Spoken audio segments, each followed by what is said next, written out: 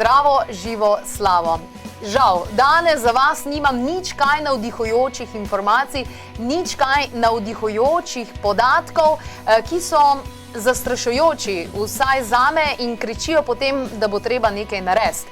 Torej, podatek, ki je v javnosti bil predstavljen kar malo tako nepomembno, se vsekakor v oddaji Klepet ob kavi zdi zelo pomemben, in sicer Slovenija zaseda prvo mesto v Evropi po stopnji umrljivosti pri diagnozi, torej rak. In statistika kaže, da je kar 31,5% vseh smrti v Sloveniji pravzaprav posledica raka.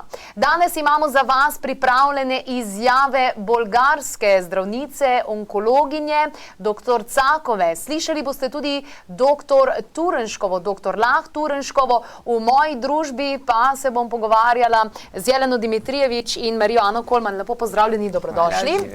Pozdravljena. Anton Komat je pravzaprav tisti, ki mi je prvi zaupal to informacijo, ki me je kar načudila. Pravzaprav sploh nisem verjela, dokler nisem šla sama potem raziskovati.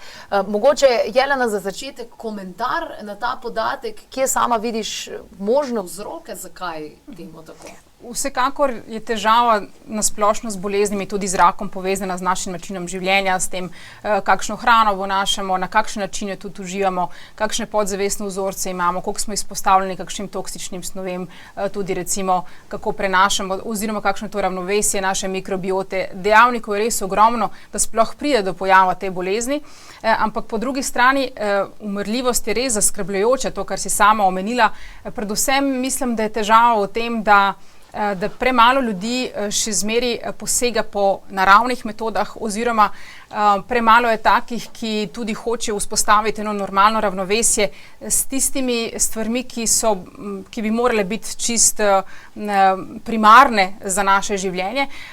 Velikokrat živimo na tak način ali živijo na tak način, da čakajo, da zbolijo, ničesar ne naredijo, nikakršne spremembe v svojem življenju, nekako shajajo s temi simptomi, na katere se navadijo, in potem pridejo k zdravniku in tam iščejo rešitev oziroma eno tako tabletko ali kapsulo, ki jih bo rešila vseh težav, in seveda nažalost do tega ne pride, zaradi tega, ker se tam ukvarjajo predvsem simptomatiko, ne ukvarjajo se z vzrokom same bolezni in potem seveda ne more priti do ozdravitve. Hvala, Jelena, za tvoje mnenje. Marija Ana, kako pa ti pravzaprav gledaš na vse to? Jaz kot razlog za to, glavni razlog vidim pravzaprav odsotnost celostnega zdravljenja. Mislim, da je Slovenija na prvem mestu po umrljivosti za to boleznjo, za rakavimi boleznimi, zato ker smo tudi edina država v Evropi in med manjšino v svetu, v kateri integrativna medicina ni zaživela. Namreč, ne poznam nobene države v Evropi, kjer bi pacient bil v strahu svojemu lečečemu zdravniku povedati, da uživa še kaj drugega razen tablet, torej recimo kemoterapevtiko in tako dalje, da se hodi zdraviti še kakšnemu zdravilcu, skratka, da uporablja kakšne druge metode zdravljenja, ki podpirajo klasično zdravljenje. Pri nas pacient svojemu zdravniku ne upa povedati, da vzporedno ob uradnem zdravljenju uživa naprimer čago ali čago z eleuterokokom, tisti, ki so na kemoterapiji, zato da odpravljajo stranske učinke in tako dalje in tako dalje. Tukaj vidim glavni razlog po visoki stopnji umrljivosti. Bi se strinjala s tem? Ja, absolutno. Ja, definitivno, zaradi tega, ker včasih res potrebujemo pomoč stroke, pomoč tudi klasične medicine, ampak če ne kombiniramo teh stvari na pravilen način, ker se dostikrat zna zgoditi, tudi gospa Marija je dejansko govorila tudi o tem in velikokrat poudarja, kako so različni tudi tisti terapeuti, ki se ukvarjajo z, rečemo temu, alternativno medicino, In dejansko ti takrat, ko nimaš velike izbire in greš potem, da dobiš kakšno informacijo, mogoče naletiš na nekoga, ki se ne zna pravilno ukvarjati oziroma se ne ukvarja na pravilen način z zdravljenjem tega tipa, ne pomaga mogoče človeku tako, da vzpostavi ravnovesje v njegovem telesu. Hkrati po drugi strani pa imamo uradno zdravljenje, ki pol vemo, kam to pripelje, in potem, če si ne moremo tudi pomagati z alternativno medicino na pravilen način, potem tega sodelovanja niti ne more biti in so posledice seveda. Hvala lepa. Tale trenutek poglejmo izjavo dr. Cakove. Na naši poti in raziskovanju po Bolgariji, kjer smo pravzaprav spoznali številne klinike, se pogovarjali z različnimi zdravniki, doktori, smo spoznali, da pravzaprav zares vključujejo različne metode, priporočajo različne stvari, in preverimo, kako je komentirala dr. Cakова. Това е изключително важно, храненето. Това, когато се започва терапия на пациента, се запознава с какво трябва да се храни, на какви часове да приема храна, какво количество течности да приема, как да бъде обработвана храната, как да бъде съхранявана храната. И това се обяснява на всеки един от пациентите по-отделно. Отделно ние имаме книги, в които са безплатно, се разпространяват на пациентите, им се дават с указания по време на химиотерапия, лъчетерапия и хирургия какво трябва да ядат. За мен това е изключително важен въпрос. Всичко идва от начина на хранене, всички заболявания са свързани с храненето на хората. Така поне мисля аз. Има и други теории, естествено, за рак, но лично аз смятам, че храненето е основна причина за заболяванията. Tole je bila dr. Cakova iz Bolgarije. Kljub temu, da imamo v glavi, da je Bolgarija pa res veliko za nami, kar se tiče zdravstvenega sistema, temu vsekakor ni tako. Sicer pa, Marijana, vprašanje zate, z veliko ljudmi, ki se pogovarjam, gledajo oziroma se soočajo pri neki taki diagnozi, kot je rak, z opcijo A ali opcijo B, torej ali alternativa ali pa dejansko neki uradni sistemi, kemoterapija in tako naprej. Kakšen je tvoj pogled na to, oziroma ali bi morali ta pogled spremeniti, na kakšen način? Absolutno. Ravno z integrativno medicino, ki bi združila vse tisto, kar ti ponuja uradna medicina, torej klasična medicina in tisto, kar ponujajo ali tradicionalna medicina ali različne druge tehnike, gre za sodelovanje in gre za podporo, ne za konkurenco in izključevanje enega ali drugega, ker gre za dva popolnoma različna principa delovanja na telo. Uradna medicina, ne glede na to, ali je to ta tako imenovana sveta trojica, kemoterapija, radioterapija in operacija, zdravi. Seveda, z kemoterapevtiki tudi uničuje zdrave celice, poleg rakavih celic, dočim fitomedicina, kot recimo podporno zdravljenje, ima drug mehanizem delovanja.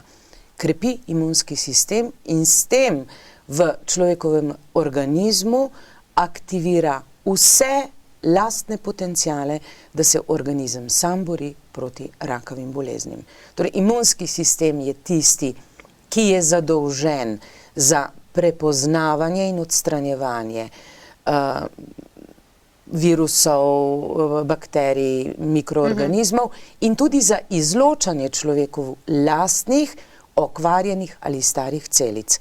In zato je treba ob uporabi klasične medicine z vsem znanjem, z vsemi napredki, uporabljati tudi recimo naravne proizvode, ki dvigajo imunski sistem in po eni strani, po drugi strani pa avtomatsko tudi izničijo ali odpravijo ali omilijo stranske učinke kemoterapije oziroma vseh zdravil, ker vemo, da vsako zdravilo ima stranski učinek. Jelena, torej ali alternativa, ali uradna medicina, ali kombinacije in kombinacije česa, kako sama gledaš? Odvisno. Jaz dejansko gledam tudi na uradno medicino, da bolj pomaga tam, ker je treba ukrepati zelo hitro, v smislu recimo, da je treba mogoče vzeti kakšen antibiotik ali recimo takrat, ko je tudi življenje v nevarnosti, ko je kakšna bakterijska okužba, ali takrat, ko je mogoče treba narediti kakšno operacijo, da se torej, hitro reši. Torej, tvoj pogled brez kemoterapije? Ja, moj pogled je brez kemoterapije. Zaradi tega, ker mislim, da načeloma lahko naredi več škode kot koristi. Tako da lahko se uporabljajo nekatere tehnike, nekatere metode, v bistvu, ki jih uporablja uradna medicina, predvsem, če je treba mogoče narediti kakšno operacijo, če je to ključno, da človek tudi preživi. Potem pa, kot je Marijana povedala, podpreti telo s temi naravnimi snovmi, naravnimi tudi zdravili, zdravilnimi rastlinami, pravilno prehrano, pravilnim odnosom do sebe, ker vemo, da so to kompleksne stvari, tudi kakršnakoli bolezen je kompleksna in je temu treba pristopati na tak način, ne samo kar se tiče recimo spremembe prehrane, mogoče dodajanje kakšnih zdravilnih rastlin, ampak notranje poglabljanje v to, kaj je pripeljalo do tega, da tudi na fizični ravni čutimo to, kar čutimo. To pomeni notranji vzorci, način delovanja, razmišljanja, odzivnost na stresne situacije. In to bo seveda tudi vplivalo na odziv našega imunskega sistema in sposobnost telesa, da se tudi samo pozdravi.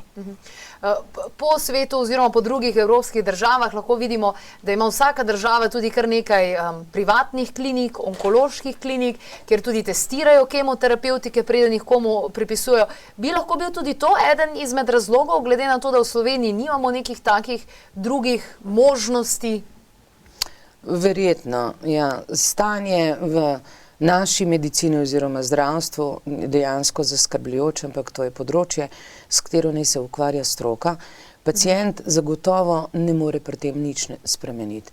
In edino pacient je pa važen, oziroma bolnik, človek, ki zboli, razmišlja drugače kot zdrav človek.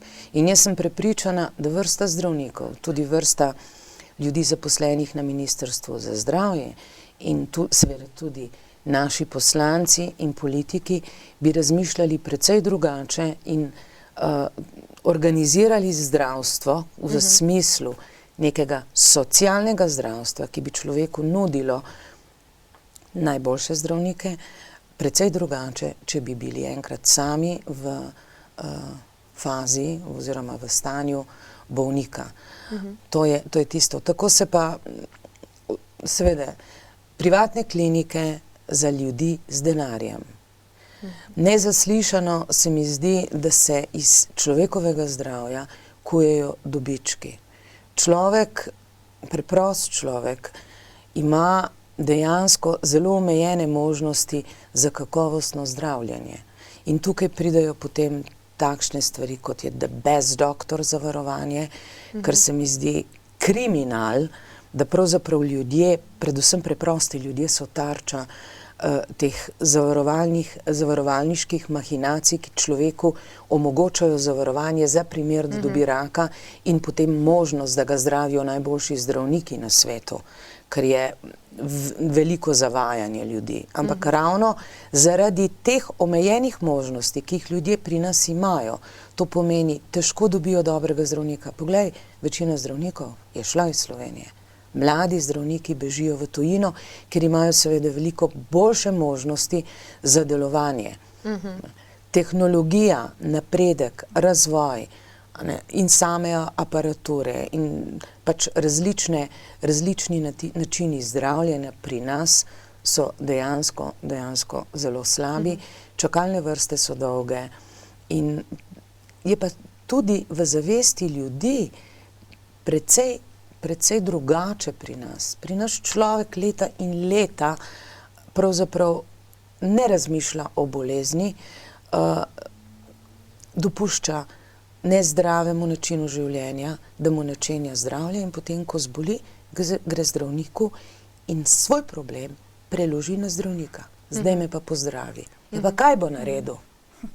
To pomeni, večino energije je treba usmerjati v preventivo, v to, da ne zbolimo, ker ravno tukaj ti programi, ki so bili uvedeni pred mnogimi leti za zgodnejše odkrivanje bolezni, imajo čudovite rezultate.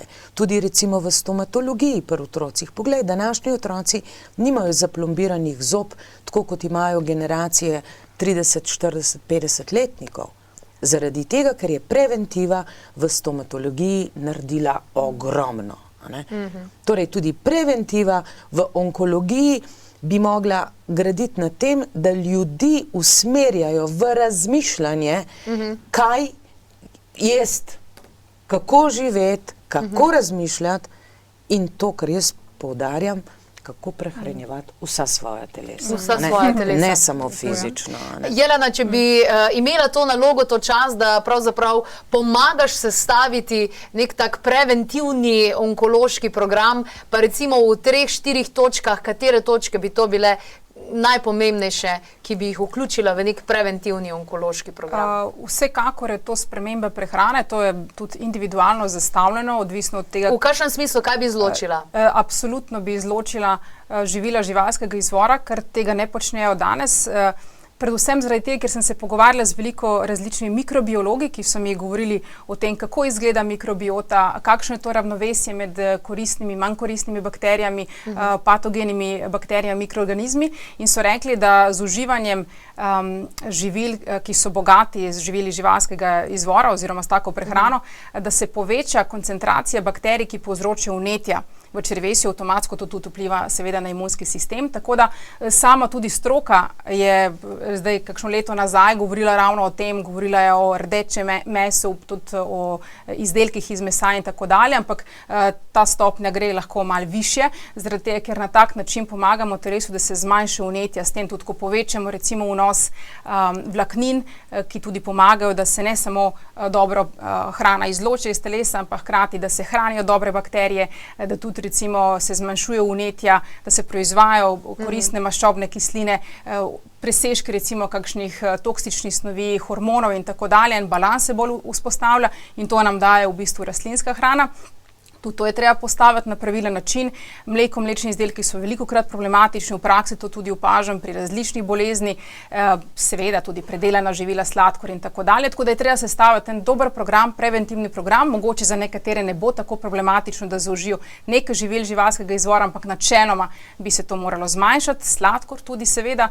Hkrati pa seveda je treba poudariti stvari, toliko je znanja tega, kar se tiče starodavnih ved, toliko je veliko teh koristnih rastlin in če vemo, v kakšnem stanju je tudi naše telo, spet pogledamo individualno, bomo vedeli, aha, ok, imam šibko točko na teh in teh organih, mogoče tudi nekaj družinskega. Če bom užival, delal kakšne kure, recimo, ki so zame dobre, preventivno lahko pol si tukaj pomagam in vemo, da recimo je skupno za vse, ki so zboleli za rakom, da imajo izjemno nizko vrednost vitamina D. To je res ena taka skupna zadeva in vemo, da recimo v teh naših krajih, v Sloveniji, jaz vedno priporočam jesen, zima, obvezno jemanje vitamina D, ker enostavno ni teorije, da ga dobimo, tudi če smo izpostavljeni sončni svetlobi, tako da je treba paziti na malo absorpcijo, mogoče delati kakšne teste, recimo, da ljudje res vidijo, v kakšnem stanju so, kje imajo kakšne pomanjkanje in potem to regulirati. In seveda, da tretja stvar je, da se dela na tej čustveni ravni. V tem preventivnem programu mora biti tudi ta del, ker brez tega jaz veliko opažam v praksi, smo vse naredili mogoče, spremembo prehrane, dodali stvari, ampak če človek znotraj sebe še zmeraj ima take programe, ki delujejo samo uničujoče. V smislu zamer, jeze? Absolutno. To vse deluje na delovanje naših organov, na procese biokemične v telesu in seveda, če to ni pokrito, potem težko pridemo do ravnovesja in zdravja. Najlepša hvala obema za odgovore. Še se bomo pogovarjali o tem, v nadaljevanju boste lahko izvedeli, kakšno vlogo imajo paraziti pri vsej tej zgodbi, zakaj je dr. Korepanov, ki je onkolog in fitoterapevt, tako uspešen pri zdravljenju pacientov, kaj uporablja, pa seveda kaj pravi dr. Lah Turnškova, ki tudi raziskuje in še marsikaj zanimivega torej sledi. Ostanite v naši družbi. Danes torej komentiramo, kako, zakaj, na kakšen način je prišlo do tega, da je Slovenija na prvem mestu v Evropi po stopnji umrljivosti, kar je seveda nedopustno in kar kriči po spremembi. Velikokrat se seveda uporabljajo tudi pri zdravljenju bolezni, kot so rak ali kakšne druge težave, recimo različne druge kompleksne bolezni.